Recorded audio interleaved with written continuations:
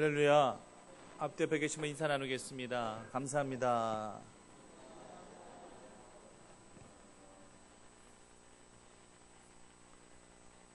내가 하나님을 만났습니다.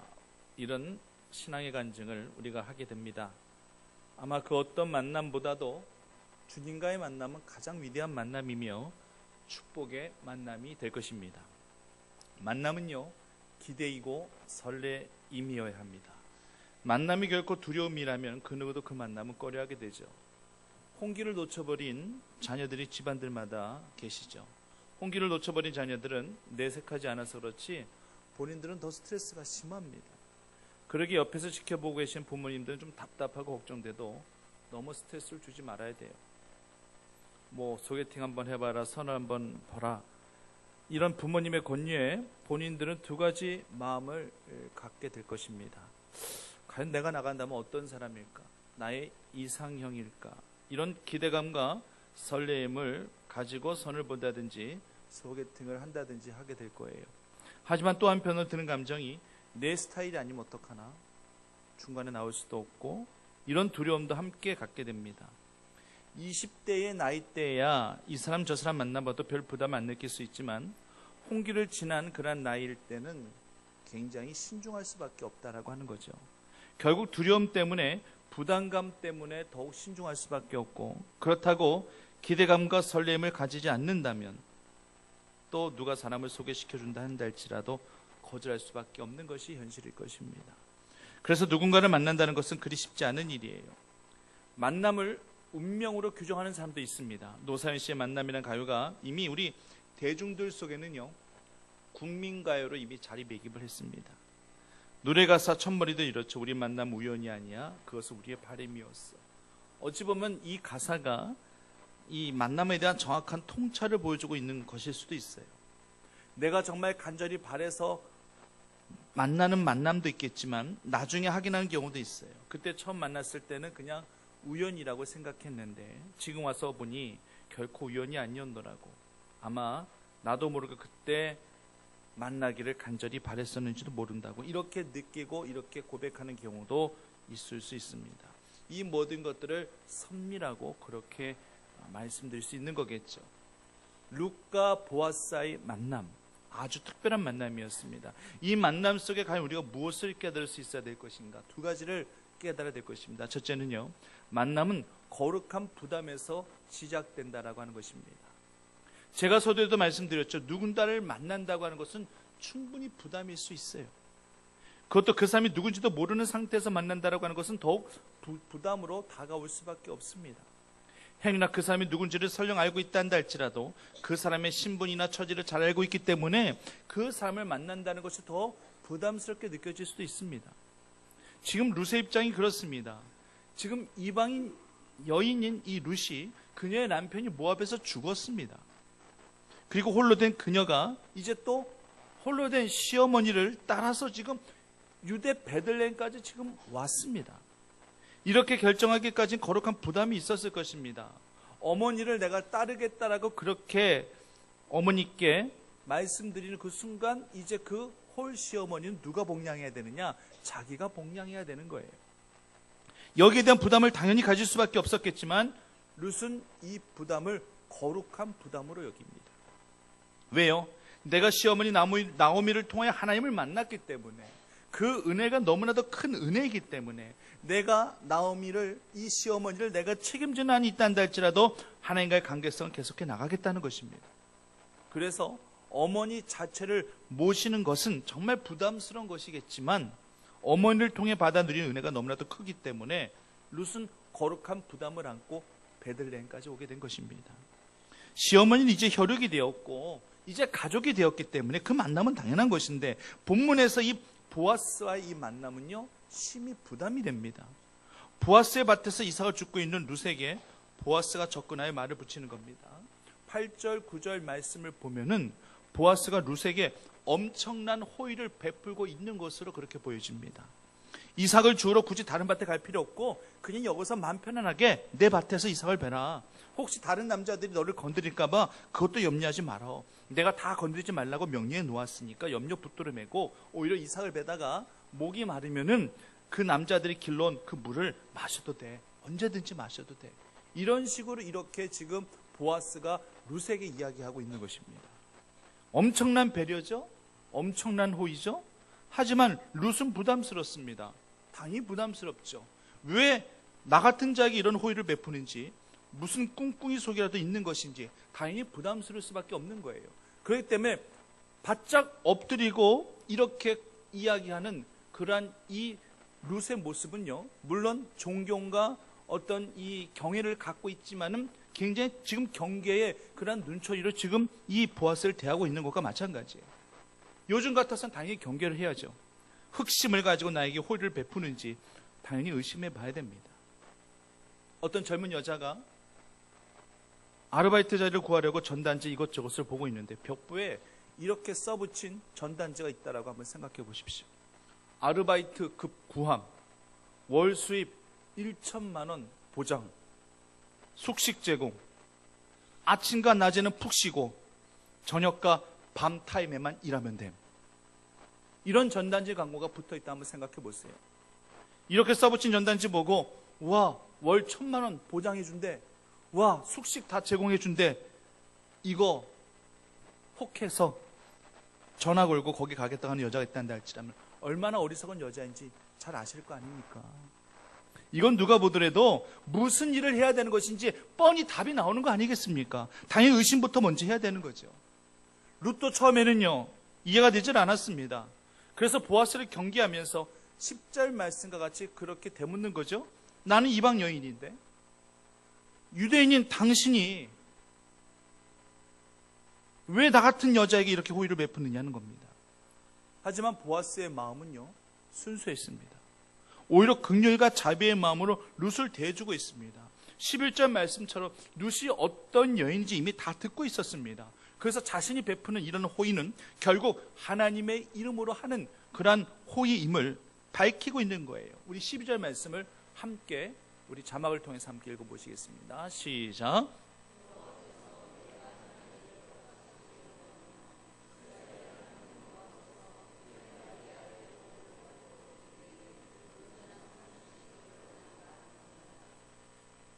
여기에 자기 자신은 다 빠져 있습니다. 누가 주어입니까? 하나님이 주어입니다. 우리 모두 다 이런 축복을 받아 누리기를 간절히 원합니다. 보아스의 호의는 결코 인간적인 호의가 아니었습니다. 어떤 인간적인 욕심이나 흑심을 숨기는 그런 위장 전술 같은 그런 것이 더더욱 아니었습니다. 보아스는 지금 하나님의 이름으로, 하나님의 대리자로 지금 룻을 대하고 있는 것입니다. 자, 이렇게 된다면은 이제 거룩한 부담이 되는 게 맞습니다. 하나님을 믿기로 작정하고 어머니를 따라 지금 베들레헴까지 온 그러한 룻입니다. 그리고 정말 시어머니를 위하여 성실하게 일하고 있고 지금 최선을 다하고 있습니다. 그러자 하나님은 누군가를 통해서 호의를 베푸시고 복의 복을 더하고 계십니다. 룻은요, 이제 하나님께 받은 바 은혜도 갚아야 되고 보아스에게 받은 바 호의도 갚아야 되는 거룩한 부담이 생긴 것입니다. 사랑하는 성도님, 신앙생활 하는 데 있어서는요, 거룩한 부담이라는 것은 절대 있어야 됩니다. 내가 주님을 믿고 섬겨가는 데 있어서 부담감이 없다라고 하는 것은 내가 지금 자기 중심적인 그런 신앙생활을 하고 있다는 말과 똑같은 말이에요. 우리는 하나님을 기쁘시게 해드려야 될 영적 존재입니다. 우리가 하나님의 자녀를 인침받고 거듭난 하나님의 자녀가 된 이상 우리에게는 하나님이 기쁘시게 해드려야 될 그런 삶의 모토가 분명하게 생겨납니다. 여기에서 당연히 부담감은 시작하는 거예요. 어떻게 하면 내 하루하루 삶 속에서 주님을 기쁘시게 해드리는 삶을 살 수 있을까? 거기에 대한 부담감을 매일매일 우리는 하면서 살아가고 있는 거예요. 특별히 피택을 받은 분들은 아마 동일하게 갖고 계신 그 지금의 감정은 부담감이겠죠. 당연히 이것은 거룩한 부담감이 되어야 됩니다. 나를 선택해 주신 분들에 대한 믿음과 신뢰, 거기에다 당연히 부응해야 될 것이며 또 사람을 통하여 선택해 주신 하나님에 대하여 당연히 이 은혜를 갚아야 한다는 거룩한 부담이 생기는 것 지극히 당연합니다. 그저 외부 환경과 온도에 따라서 변화되어지기를 바라는 그런 온도계의 신앙이 되기보다는 내가 변화되려고 몸부림치는 자가 발전기 신앙이 되어야 된다고 하는 것입니다.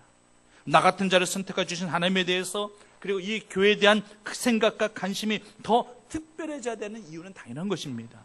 헌금 생활과 예배 생활, 그리고 뜨거운 헌신으로 이전에 내가 아닌 새롭게 인침받고 기름받은 그런 나의 모습으로 스스로 발견할 수 있는 자가 발전기가 될 수 있어야 한다라고 하는 것입니다. 우리 안에 성령님이 계시는데 이 성령님을 통하여 내 안에서 성령이 불 밝혀지면서 나를 나되게 하는 영적 에너지로 변화시키려 하려 하는 그런 나의 이 같은 몸부림의 신앙이 있어야만 한다라고 하는 것입니다. 벤다이크라는 사람은요, 이런 이야기를 했어요. 로마의 어떤 부자가 천국에 갔는데 한 천사의 안내를 받아가지고 이것저것을 살피고 있습니다. 그런데 어느 아름다운 집을 발견했어요. 야, 정말 이 천국에 저렇게 아름다운 집이 있을 수 있겠구나. 자기가 생각했었던, 상상했던 것 그 이상이에요. 그래서 부자는 부러움의 말투로 도대체 이 아름다운 집의 주인은 누구입니까? 라고 그렇게 물었답니다. 그랬더니 이 천사가 하는 이야기가 당신의 집에서 종으로 일했었던 그 사람 것이요 라고 그렇게 이야기하더래요. 아니, 어찌 이런 일이 있을 수 있습니까? 어떻게 그 사람이, 그렇게 그 미천한 그 사람이 어떻게 이 천국에서 이 같은 집을 소유할 수 있는 것입니까? 이런 식으로 불평하듯이 천사에게 이야기했답니다. 그랬더니만 천사는 태연하게 이렇게 대답했다고 해요. 천국에는 실수도 없고 오류도 절대 없는 곳입니다. 우린 땅에서 그가 보낸 재료로 이 집을 지었을 뿐입니다. 더 이상 할 말이 없죠. 그래서 천사를 또 따라서 이곳저곳을 또 다녀보다가 이번에는 정말 너무나도 낡고 허술한 집 한 채가 보였답니다. 아니, 어떻게 이 천국에도 저렇게 초라한 허술한 저런 집이 있을 수 있을까 싶어서 대체 저 집은 누구 것이냐고 천사에게 물었더니만 천사는 단 한마디로 당신 집이 말하더란 얘기예요. 내 집이라고요? 내가 이런 데 살아야 된다라고요? 저렇게 더럽고 누추한 집이 내 집이라고요? 천사가 이야기합니다. 천국에는 절대 오류가 없습니다. 실수도 없습니다. 착각도 전혀 없습니다. 이 집은 당신이 세상을 살아가면서 보낸 재료로 지은 집입니다. 라고 그렇게 이야기하더랍니다. 성도님들, 우리가 하늘에 걸 우리의 처소에 대해서 우리가 얼마나 생각하시면서 우리가 이 세상을 살아가고 있습니까? 예수님을 영접함으로 하늘에 속한 하늘의 자녀가 된 것은 사실이고, 또 우리 위에 그 터를 주님이 미리 준비하신 것은 맞지만 아직 내가 거할, 살아가야 할 영원한 그 천국집이 아직 지어지지 않았다고 한번 생각해 보십시오. 만약 우리가 이 세상에서 주님을 위해 바쳐드리고 있는 이 시간, 그리고 이 물질, 이 헌신과 섬김, 이런 것들을 재료로 삼고 우리 집이 하늘에 지어져 가고 있다 한다 할지라면 성도님 과연 어떤 마음이 드실까요? 그래도 하나님께 드리는 헌금이 아깝다는 생각이 드실까요? 그래도 하나님 앞에 드리는 이 시간과 헌신, 열정들이 모두 다 헛된 것이라는 그런 생각이 과연 드실 수 있으실까요? 자원하는 마음으로, 기쁜 마음으로 물질을 드리고 시간과 열정과 헌신을 뜨겁게 드리시는 분도 계셔요. 물론 이런 신앙생활을 우리가 해야만 합니다. 하지만 어떤 분은요, 그냥 거룩한 부담감 때문에 안 하면 안 될 것 같은 그런 마음 때문에 힘겹게 그 사명 감당하는 분도 계십니다. 그래도 하나님은 그 마음 중심을 보시면서 기쁘게 받으시는 거예요. 그 거룩한 부담감이 그래도 그분을 하나님의 사명을 맡은 자로 붙들고 계신다는 것입니다. 결국 이 거룩한 부담감이라고 하는 것은 내 안에 십자가와 같은 것입니다. 주의 일은 거룩한 부담을 안고 하는 거예요. 당장 내 앞 현실만 바라보면 아무것도 할 수 없어요. 루시 보아스 이야기를 듣고 거룩한 부담감을 갖게 됩니다. 보아스의 말을 통해서 자신을 향한 그런 관심과 기대를 갖게 되니 더욱 거룩한 부담을 갖게 됩니다. 하지만 그 거룩한 부담 때문에 룻은 후에 다윗의 조상도 되고 보아스의 아내도 되고 나중에는 예수님의 족보에까지 이르게 되어지는 그러한 복의 복을 받아 누리게 됩니다. 우리도 마찬가지입니다. 거룩한 부담이라고 하는 것은 내 삶이 맞춰진 순간까지 내가 짊어지고 가야 할 나의 십자가임을 기억하시기를 바랍니다.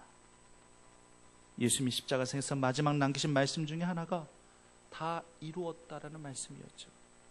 이 말씀의 의미는 십자가상에서 이 고백을 하기 이전까지 거룩한 부담을 안고 계셨던 그러한 예수님이 이제 이 고백을 통해서 그 모든 거룩한 부담을 다 떨쳐버리고 아버지께로 간다라는 그런 의미입니다. 예수님도 이 말씀을 하시기 전까지는 거룩한 부담을 갖고 계셨던 것이고 그것이 바로 주님의 십자가였던 것입니다. 우리 모두도 거룩한 부담감을 가지고 주님을 위해서 더욱 열정과 헌신으로 주님 앞에 삶을 내어드릴 수 있는 십자가의 정신이 우리 모두에게 있게 되어지기를 간절히 바랍니다. 둘째, 만남은요, 부담감을 벗어나 은혜로 나아가게 합니다.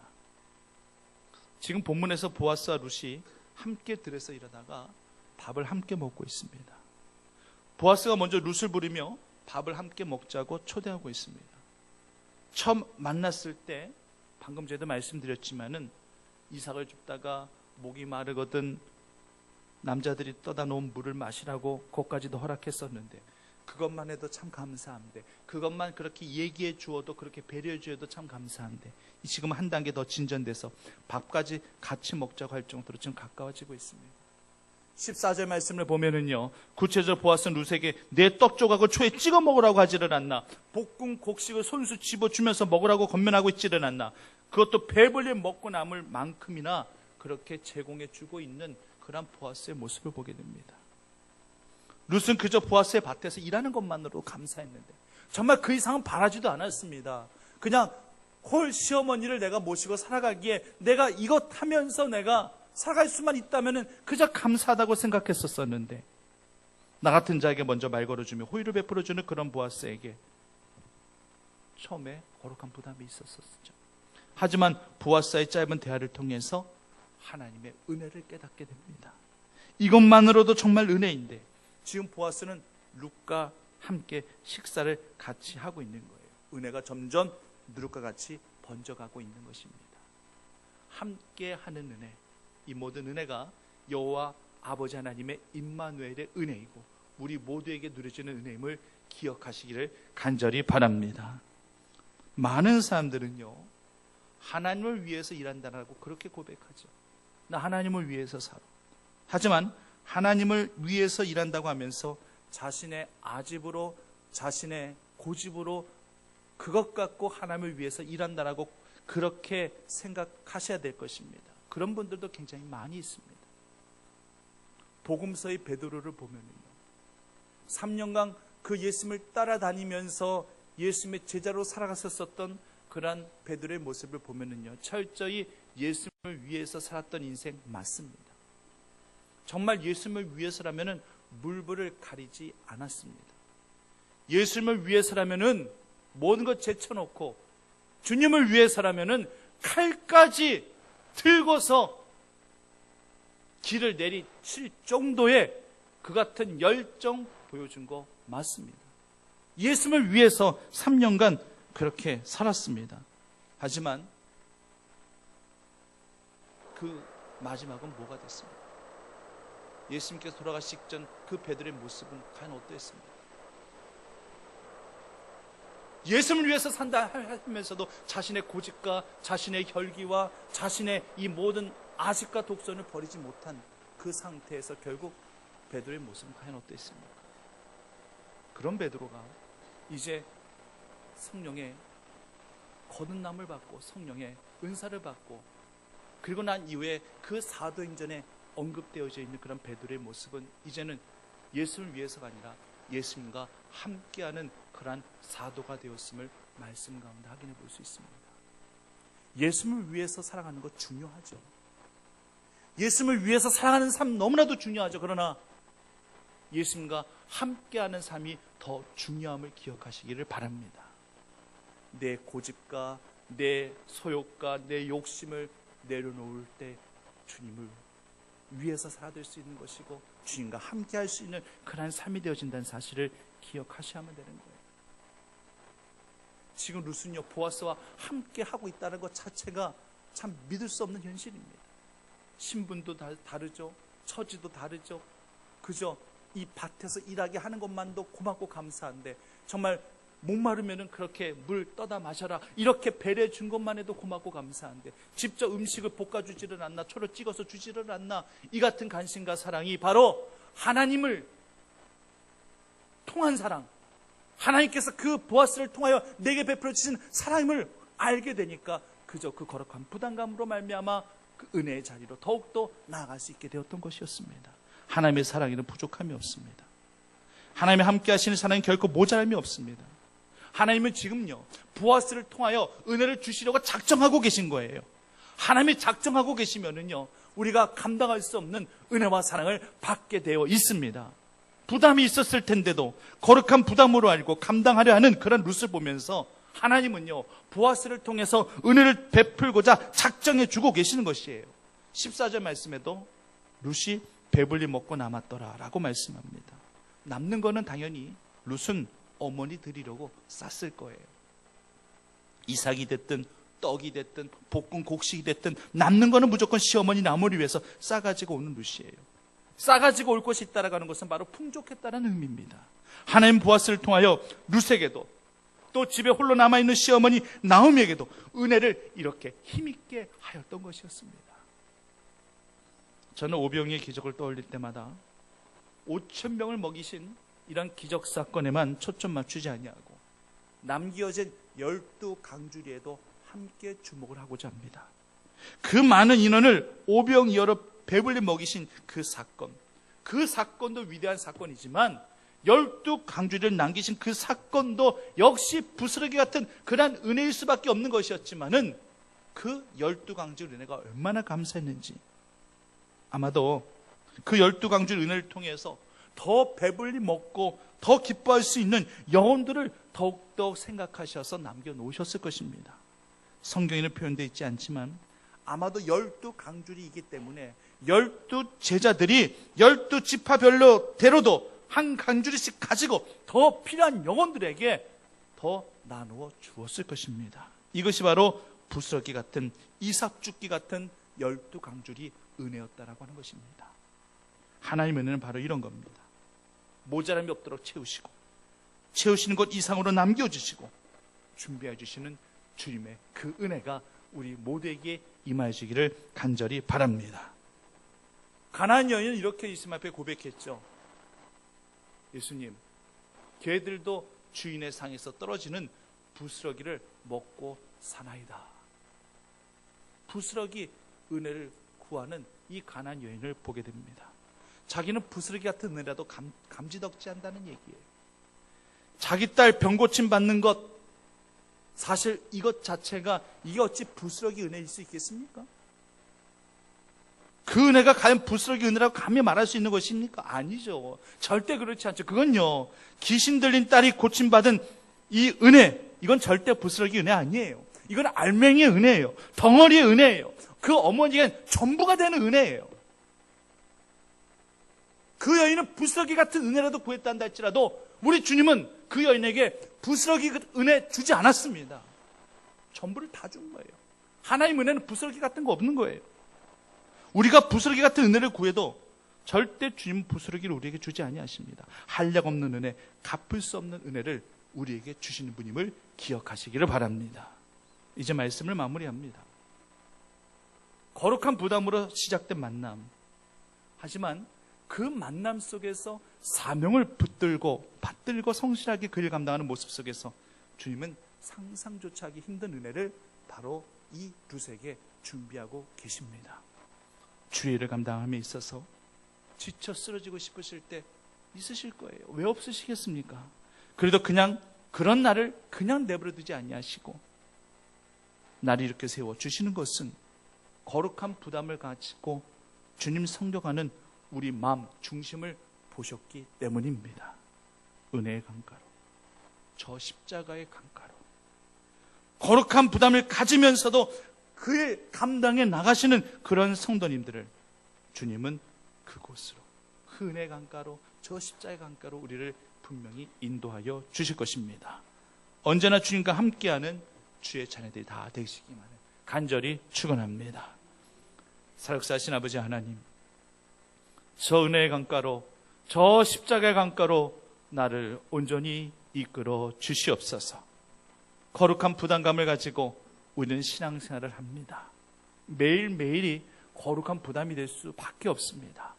내 죄를 고백하며 어떻게 하면 주님을 기쁘시게 해드릴지에 대한 그러한 이 고민, 이것이 어찌 부담이 아닐 수 있겠습니까? 하지만 이 거룩한 부담은 은혜로, 축복으로 나에게 올 것을 믿고 확신하시면서 묵묵히 그 일을 감당하시는 주의 자녀들 다 되어줄 수 있도록 인도하여 주시옵소서. 예수님의 이름으로 기도드립니다.